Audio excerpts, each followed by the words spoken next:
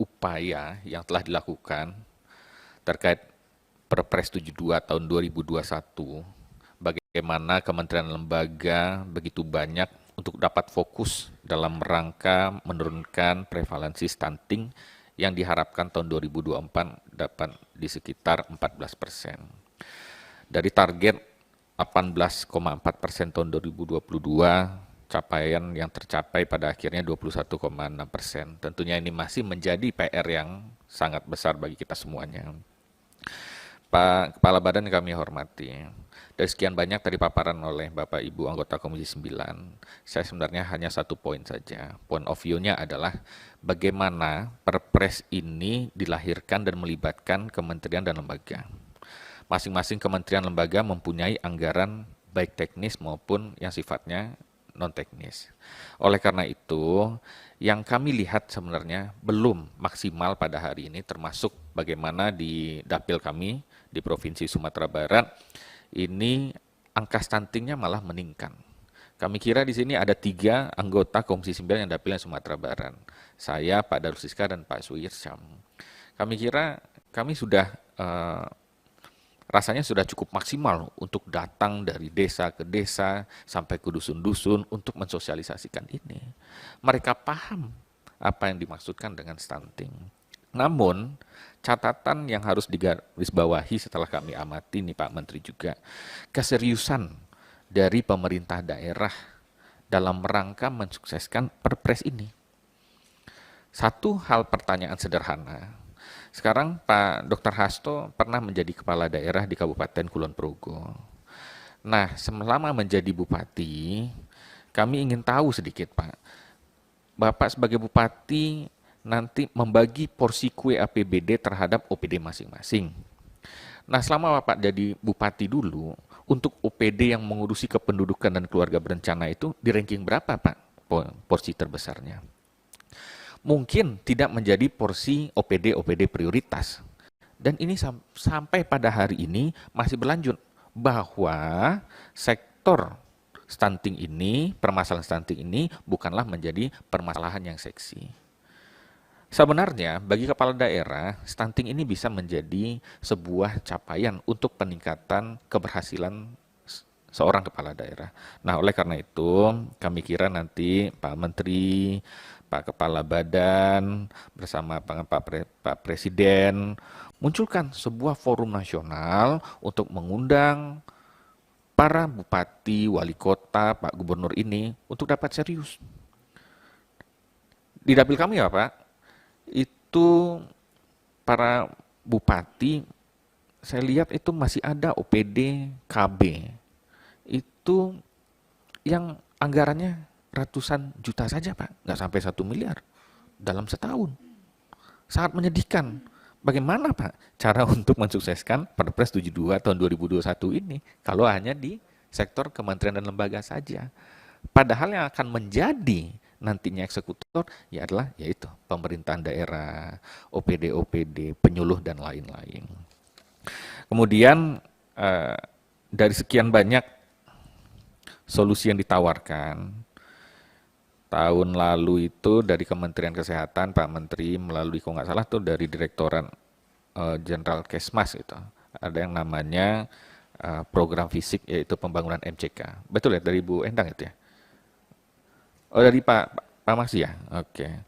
MCK dan sanitasi. Itu namanya ada Kota Pariaman di Sumatera Barat. Di pesisir pantainya itu, walaupun itu sudah kota, pemerintahan kota, masih banyak rumah-rumah warga yang belum memiliki MCK tunggal per rumah-rumah. Nah, kami bersyukur dan alhamdulillah melalui Pak Menteri pada hari ini, siapa tahu di anggaran 2023 mudah-mudahan ini dapat diperbanyak Pak. Nah, khusus sanitasi dan MCK ini penting sekali dan sangat bermanfaat dan ibadahnya tentu luar biasa. Kenapa demikian? Kami kira Pak Wali Kotanya sangat mengucapkan terima kasih karena keterbatasan APBD yang ada, dibangun MCK baru 1 per rumah tangga masing-masing. Yang tadinya mungkin setoran wajibnya pagi hari itu pergi ke pantai, menggali pasir sedikit, masuk dalam kantong kresek dan dibuang ke laut. Nah, pada akhirnya Setelah itu jadi MCK di akhir tahun Pak Menteri, kami kembali datang ke sana lagi. Nah, ini menjadi timbul persoalan baru terkait dengan edukasinya yang kurang. Apa itu? Warga masih enggan untuk dapat menggunakan MCK ini, Pak Waksi dan Bu Endang, gitu kan? Karena mereka nggak bisa keluar, Pak. Kenapa? Karena udah terbiasa di pinggir pantai. Nah, kami kira ini menjadi salah satu yang penting. Kemudian kami melihat bahwa perbedaan anak stunting dan tidak stunting itu walaupun begitu banyak indikatornya, salah satunya ya anak yang sudah lahir dengan resiko stunting yaitu kekurangan energi protein. Nah, kami kira setuju dengan beberapa rapat sebelumnya dengan Pak Menteri juga bahwa selain dari MPASI juga perlu nanti misalkan ada penambahan bentuk kekurangan energi protein itu. Skemanya tentu dibikin sedetail mungkin. Nah, kemudian Pak Hasto, terakhir nih, dari sekian banyak solusi yang ditawarkan untuk penurunan stunting ini, sampai ada tuh masyarakat yang menyampaikan kepada saya, Pak Hasto, Pak Ade, ini stunting ini kalau sekarang tahun 2022 masih 21,6%, 2024 harus 14%, sulit rasanya. Tentu kita perlu perjuangan yang lebih ekstra. Tapi ada sedikit guyonan bahwa yang bisa menurunkan angka stunting itu menurut warga nih ya, salah satunya adalah resesi pernikahan. Kalau resesi pernikahan, terjadi resesi pernikahan berarti angka kelahiran juga semakin minim. Kalau tidak ada kelahiran, minim pernikahan, dan minim kelahiran, tentu potensi stuntingnya juga semakin menurun. Nah, kemudian terakhir terkait dengan LC Meal. Tadi Pak Hasto menyampaikan bahwa user yang penggunaan ya terhadap registrasi LC Meal ini semakin hari semakin meningkat. Tetapi ini juga harus diwaspadai Pak dengan beberapa statement Bapak sebelumnya bahwa di Indonesia itu sulit akan terjadi yang namanya resesi pernikahan. Nah, kalau kita lihat dari beberapa negara-negara lain, itu seperti Jepang, Korea, China, bahkan juga Asia Tenggara, itu Singapura, dan Thailand juga sudah memasuki fase-fase itu.